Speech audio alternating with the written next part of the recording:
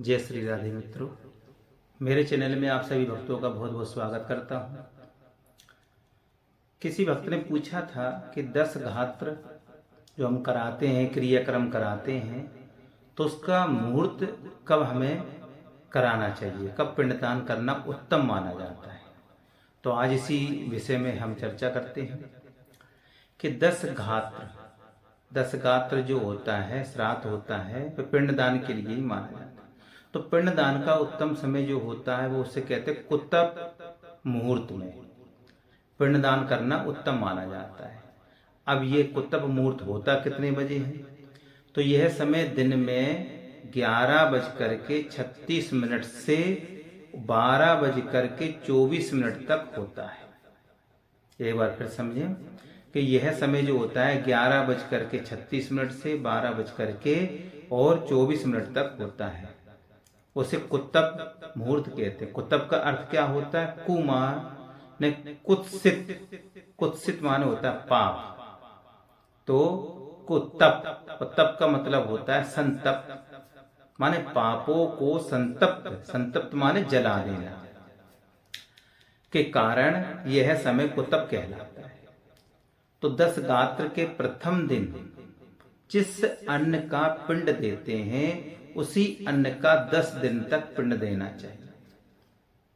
और जब तक 10 गात्र के 10 पिंड नहीं होते तब तक बिना शरीर प्राप्त किए जीव वायु रूप में ही रहता है। माता और पिता के अतिरिक्त किसी अन्य संबंधी का 10 गात्र हो रहा हो तो बीच में यदि अमावस्या आ जाए तो अमावस्या के दिन ही संपूर्ण 10 गात्र के पिंड प्रदान कर देने चाहिए। माता पिता के 10 गात्र के लिए 10 दिन तक पिंडदान करना चाहिए। जहां श्राद्ध पिंडदान हो रहा हो वह स्थान गांव से बाहर भीड़ रहित, जहां भीड़ ना हो, एकांत हो, पवित्र नदी हो, वन हो, देव स्थान हो, तालाब हो। यदि ये नहीं मिलता है तो पीपल के नीचे आप कर देना चाहिए। तो क्या करना है? बोले घर से स्नान, वस्त्र पहनकर पिंड के लिए चलना चाहिए। तो क्या करना है कि 250 ग्राम गाय के दूध में चावल डाल करके पिंड के लिए गाढ़ी खीर बना ले। खीर से पिंडदान करना भी उत्तम होता है। खीर ना हो तो जौ के आटे का पिंड बना करके उससे भी हम पिंडदान कर सकते हैं। आटे में जवा, तिल, दूध, घी, शहद सब मिला करके पिंडदान बनाना चाहिए। अब प्रथम दिन 9 दिन तक पिंडदान जवा के आटे से करना है। तो 9वें दिन शुद्धता बिछोर कर्म भी होगा। 9वां दिन जो हो जाएगा तो 9वें दिन माने 10वें दिन ही हो जाएगा, तो उसमें छोर कर्म भी कराना है और शुद्धता भी हो जाती है। उसके बाद ही 9वें दिन का पिंडदान करना चाहिए। 10वें दिन का पिंड उड़द के आटे का बनाया जाएगा। यदि खीर हो तो खीर का बनाना चाहते हो तो खीर का उत्तम है, खीर का भी बना सकते हो। जो लोग प्रतिदिन पिंडदान नहीं कर पाते, जैसे 10 गात्र में उनको एक दिन पिंडदान करना होता है, तो पिंडदान यदि नहीं कर पाते हैं एक दिन में तो 10वें दिन 10 पिंड कर सकते हैं। उसको हम कहते हैं 10 गात्र कहते हैं। 10 पिंड का मतलब होता है 10 गात्र पिंड। लेकिन जो लोग 10 पिंड एक दिन में ही करना चाहें उनके लिए क्या प्रावधान है? तो उनके लिए प्रावधान ये है कि प्रथम दिन यानी दाह संस्कार के दिन पिंड दान असंभव हो जाता है। क्यों? आदमी उसी में लगा रहता है, तो वो अपने 5 पिंड तो जो कर ही देता है, 5-6 पिंड।